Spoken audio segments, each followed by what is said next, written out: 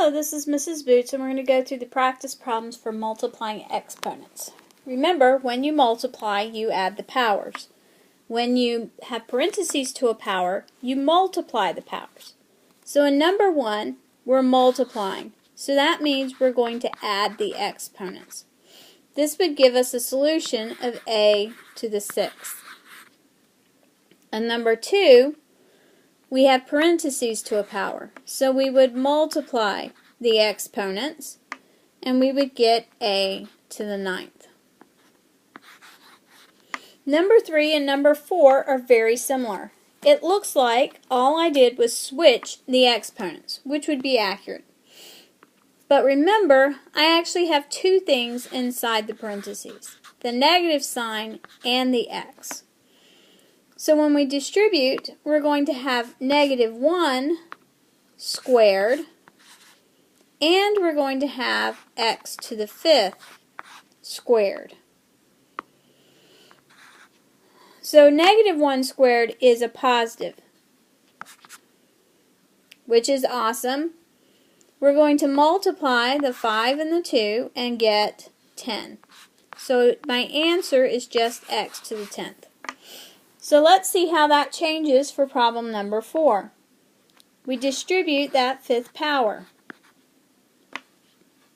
So we would get negative 1 raised to the 5th and an x squared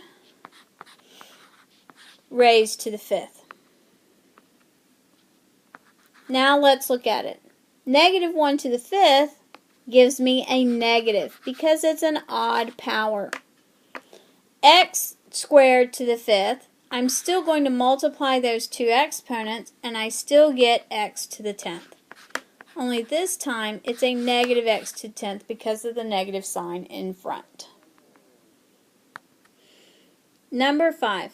First check for exponents outside the parentheses. I don't have any, so I'm just going to strictly multiply and add the exponents I have. Remember, we have coefficients. A negative and a negative gives me a positive. Now what's going to be the exponent for P and what's the exponent for Q? P, I have a 3, a 1, and a 2. So 3 plus 1 plus 2 is 6. For Q, I have a 3 and a 1. That would give me a 4. So my answer is P to the 6th, Q to the 4th. Number 6. Start with the numbers in front. The coefficients. 4, negative 3. That gives me negative 12. I should have checked first for exponents, and I don't see any outside the parentheses. So we're going to straight multiply. That means we're going to add our exponents. Now the letter R. So for the letter R, I have what? I have a 4, I have a 1, and I have a 1. So 4 plus 1 plus 1 is 6. Now let's check the letter S. I have a 2, a 2, and a 1. 2 plus 2 plus 1, that should be a 3. 2 plus 3 plus 1 is also 6. This would be my solution. Number 7. Numbers outside. I have an exponent outside parentheses. That's going to get distributed, and another one that's going to get distributed. Remember, all of your exponents get distributed only to the things inside the parentheses which they're attached to. So now I would have a 4 squared, an x squared, and a y squared for the first set of parentheses. And the second set, I still have my negative. I have an x cubed and a y 6. Remember, you have to multiply the exponents. Parentheses to a power multiply the powers. Okay, now I'm ready to go through and simplify. 4 squared is 16, and we got to make it negative. So negative 16. For my x, add the exponents. 2 plus 3 is 5. And for the y's, I have 2 plus 6, which is 8. Number 8. I don't have an exponent outside the first set, so I can just write that one down the way it is. Don't have to do anything to that one, except write it down correctly.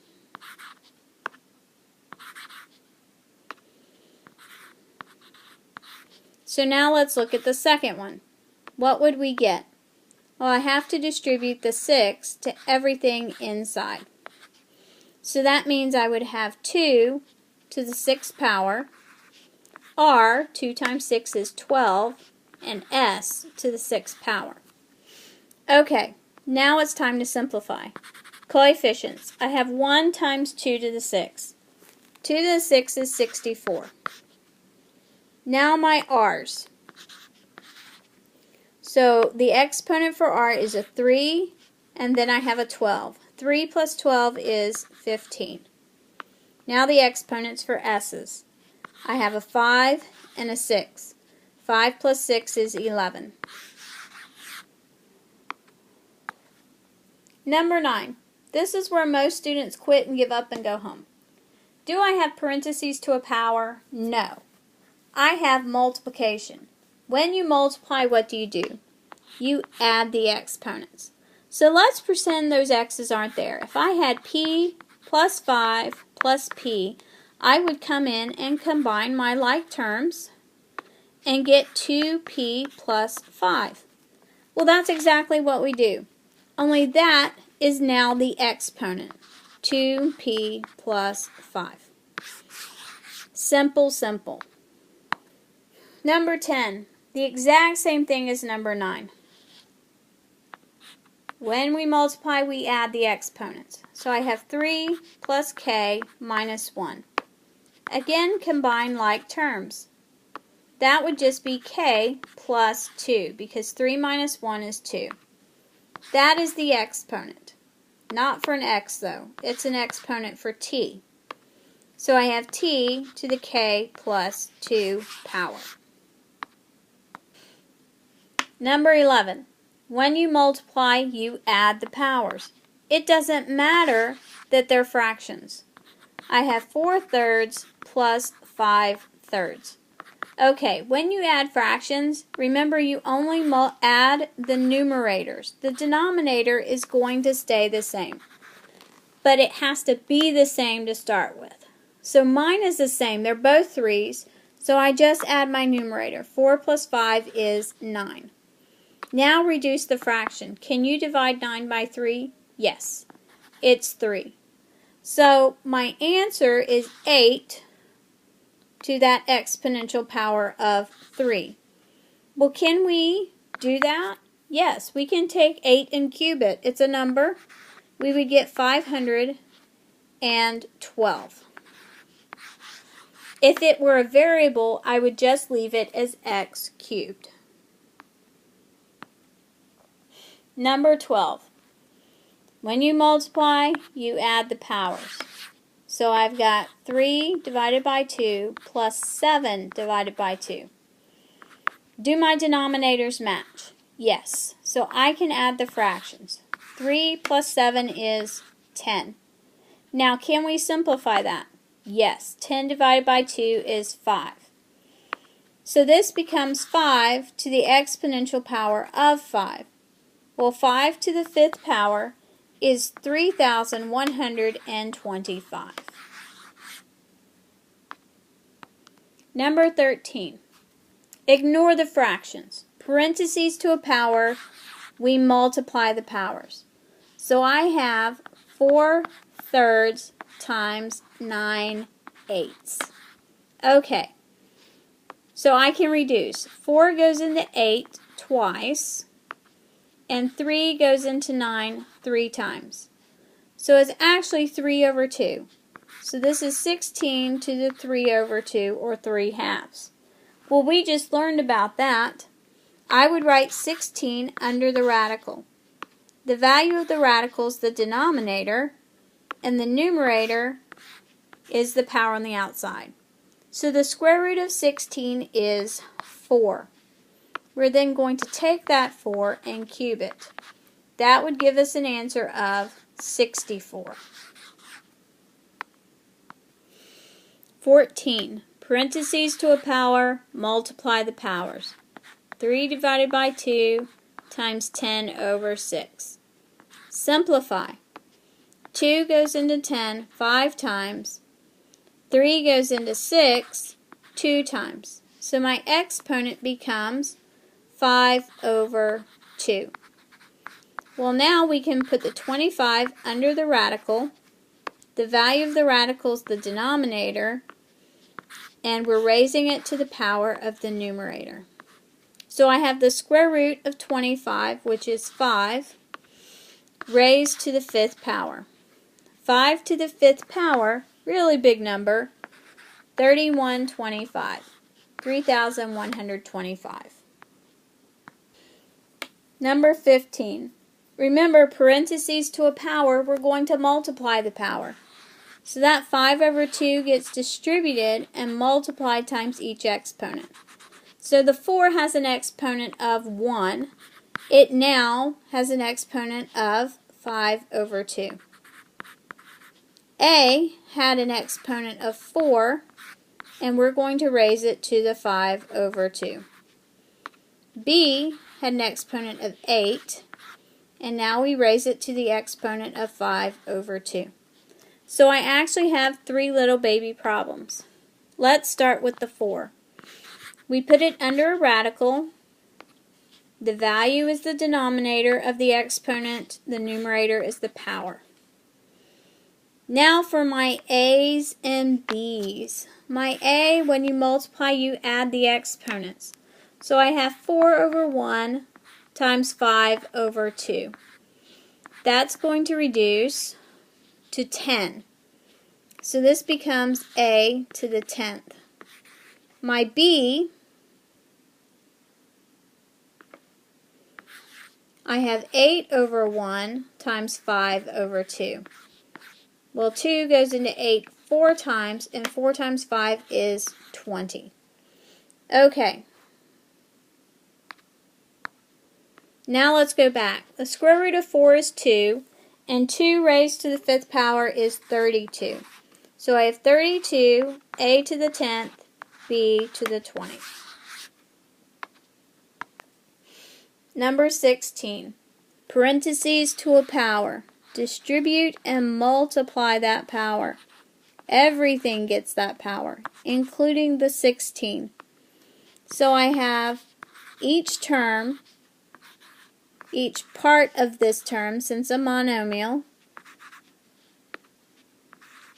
that will be raised to the 3/4 power. So I have 16 to the 3/4, the A to the 12th to the 3/4, B the 16th to the 3/4, and C to the 4th to the 3/4.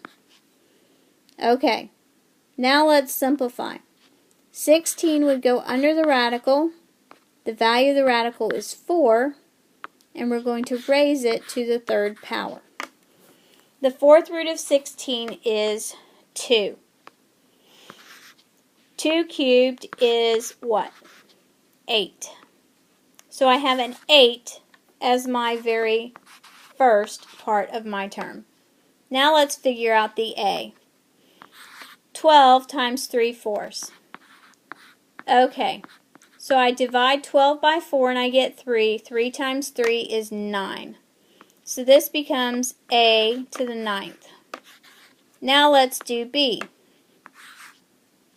I have 16 times 3/4. 16 divided by 4 is 4. 4 times 3 is 12. Now let's do C. I have 4 times 3/4. My 4's are going to cancel, and I'm just left with 3.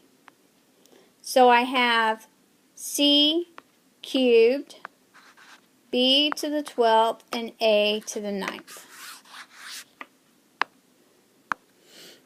Number 17. This one's a real challenge. Let's look first at what's inside the parentheses. We're multiplying, so we add the exponents. I have 1/3 plus 5/3. The denominators match. So all I have to do is add the numerators. 1 plus 5 is 6. 6 divided by 3 is 2. So the exponent inside the parentheses reduces to a 2. That is just beautiful. Now let's look at what's outside the parentheses. I have a 1/5. Now I have parentheses to a power, so we multiply the powers. 2 over 1 times 1 over 5. Well, that's going to be 2 divided by 5. Not rocket science on that one. We have a radical. 32 goes under the radical. The 5 is in the bottom, so it goes outside the value of the radical. And the 2 goes outside the parentheses. The 5th root of 32 is 2, and 2 squared is going to be 4. Number 18. Again, look at the stuff inside the parentheses. The bases are the same, so we can add the exponents. 3 over 2 plus 1 over 2. Denominators are the same, so add the numerators. 3 plus 1 is 4. 4 divided by 2 is 2. So this becomes 9 squared. Outside the parentheses, I have a 5 over 4. Let's simplify that. Parentheses to a power, multiply the powers. 2 over 1 times 5 over 4. Well, 2 will go into 4 2 times. So my exponent has become 5 over 2. So I have 9 to the 5 over 2 power. That gives me a radical. The value of the radical is 2, and then we're going to raise that solution to 5. The square root of 9 is 3, and 3 raised to the 5th power is 243. This concludes all of our practice.